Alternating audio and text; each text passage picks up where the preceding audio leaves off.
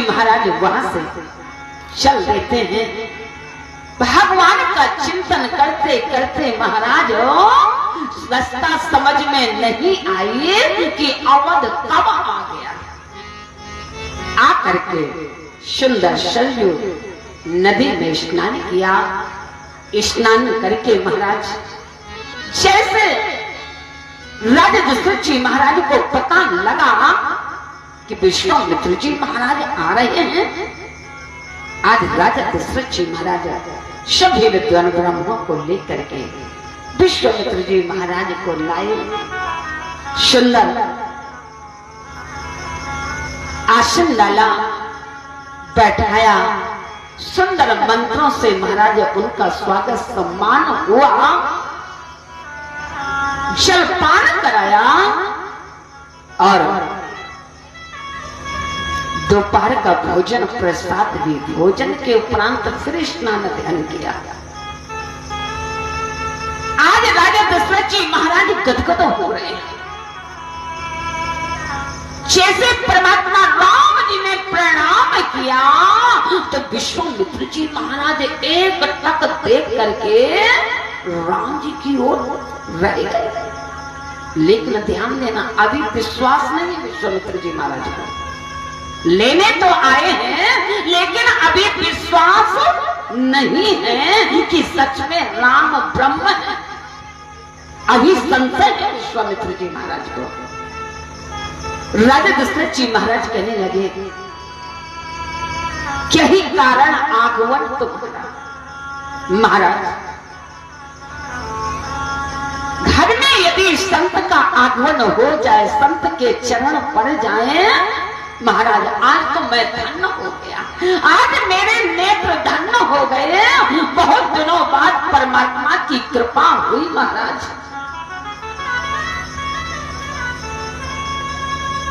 राजा दशरथ जी महाराज कहने लगे, वो बात तो ठीक है महाराज, लेकिन किस कारण से? विश्वामित्र जी महाराज कहने लगे, कारण पूछ रहे हैं ना, तो यहाँ आप ध्यान दे रहे हैं संत महापुरुषों को, ऋषि मुनियों का, और ना वहां जनक जी महाराज ध्यान दे रहे हैं कि ऋषि मुनि कैसे रह रहे हैं, कौन उनको परेशान करता है, उनका ध्यान देना चाहिए कि नहीं। ऋषि ग्रस्त के यहाँ आए, संत महापुरुष ग्रस्त के यहाँ आए, ये अच्छी बात नहीं है महाराज। राजा दशरथ जी महाराज समझ नहीं पा रहे कि विश्वामित्र जी महाराज कहना क्या चाहते थे। विश्वामित्र जी महाराज कहने लगे, महाराज मैं यज्ञ नहीं कर पा रहा, राक्षस लोग बहुत परेशान कर रहे हैं। राजा दशरथ जी महाराज कहने लगे, तो महाराज में सेना भेज दो। विश्वामित्र जी महाराज कहने लगे, सेना नहीं चाहिए, तो महाराज मैं अस्त्र शस्त्र भेज दो। विश्वामित्र जी महाराज कहने लगे, मुझे अस्त्र शस्त्र भी नहीं चाहिए। तो महाराज आदेश करें, मैं आपकी सेवा क्या करूं? विश्वामित्र जी महाराज कहने लगे, आनो जो समय तो देहु रघुनाथ। ये शब्द जैसे राजा दशरथ जी महाराज के कान में सुनाई पड़े। राजा दशरथ जी महाराज कहने लगे, महाराज ये क्या कह रहे हैं? इतने दिनों बाद तो परमात्मा की कृपा हुई। नहीं नहीं, यही मेरे दो पुष्प हैं, नेत्र की तरह। जो चाहो महाराज मैं देने के लिए तैयार हूं। राजा दशरथ जी महाराज के आंखों में आंसू आ गए। ये बात गुरुदेव भगवान वशिष्ठ जी महाराज को पता चली कि विश्वामित्र जी महाराज राम लक्ष्मण को लेने आए हैं। गुरुदेव भगवान वशिष्ठ जी महाराज ने विचार किया, कहीं ऐसा ना हो जो राजा दशरथ जी महाराज मना कर दे, क्योंकि मेरा शिष्य है और गुरु को अपने शिष्य की चिंता होती है।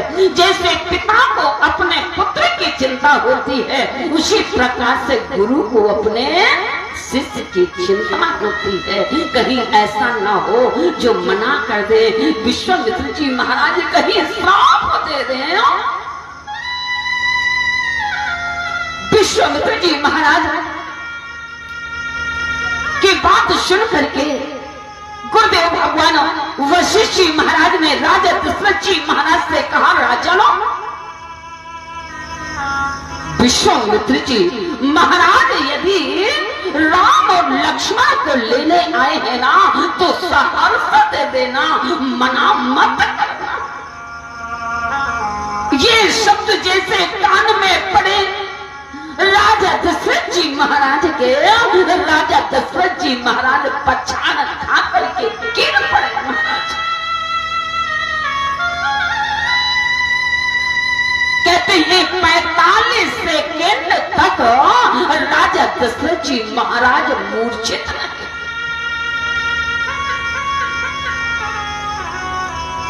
राजा दशरथ जी महाराज उठे और राम जी का हाथ पकड़ा।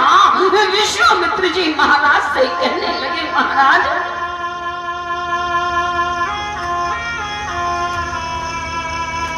इन्हें छोड़कर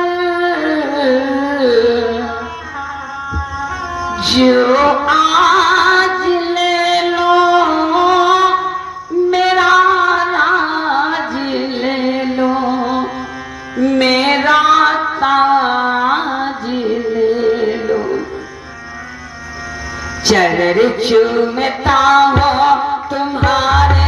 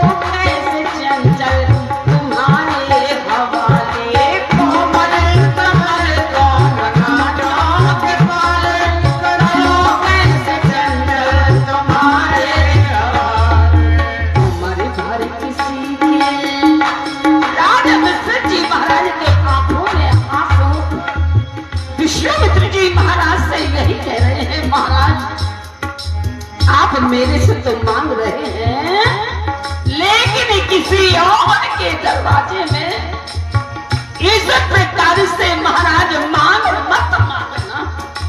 उम्र भर किसी के दुआरे न मांगो, लखन राम मुनवर हमारे न मांगो। उम्र भर किसी के दुआरे न मांगो, लखन राम मुनवर हमारे न मांगो। दोनों मेरे प्राण प्यारे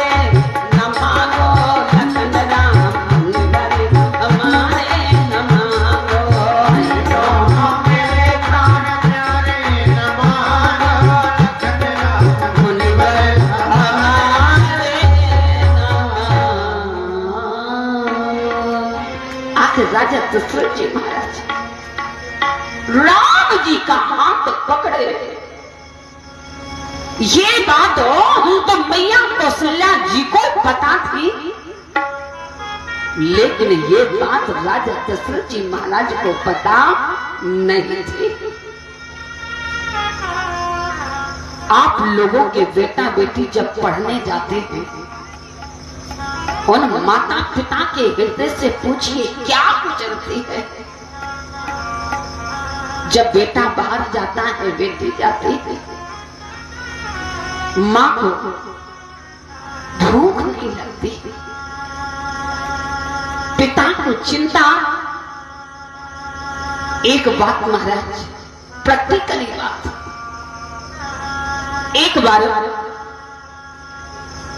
हम ट्रेन से जा रहे थे, जबलपुर स्टेशन में एक बालक 10-11 साल का होगा और माता पिता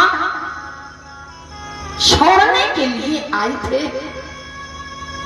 हम बैठे, सामने वाली सीट में आकर के वो बेटा बैठ गया।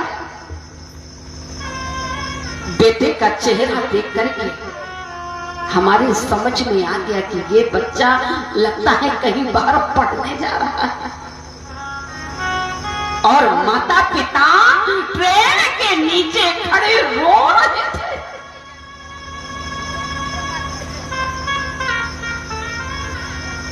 हमने बेटे से पूछा, भैया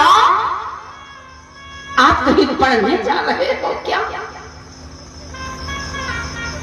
वो बेटा जैसे हमारे शब्द निकले, वो बेटा फट के रोने लगा,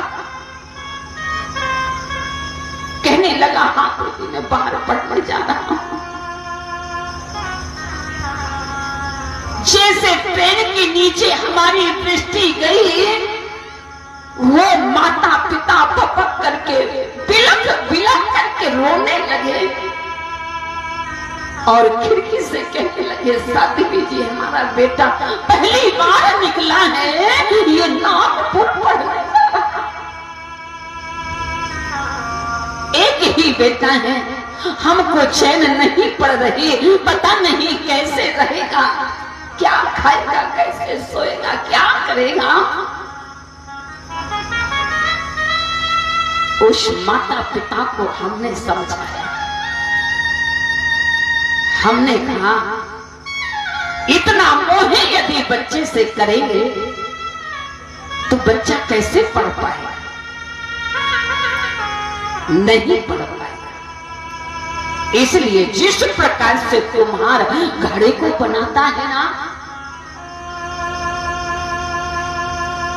ठोकता है, पीटता है, लेकिन अंदर से हाथ लगाए रहता है।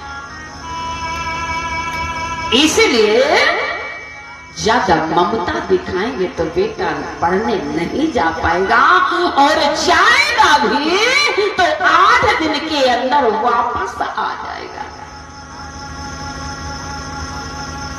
महाराज ट्रेन का मिलन था आज वो समय कि महाराज वो बेटा पायलट बन गया। माता पिता का फोन आता है, यही कहते हैं दीदी आपने जो आशीर्वाद दिया था, आपने जो हमको समझाया था, उसी रास्ते पर चले, आज हमारा बेटा कहां से कहां पहुंच गया। तो ध्यान दे, जब बेटा जाता है तो चिंता माता पिता को कितनी होती है।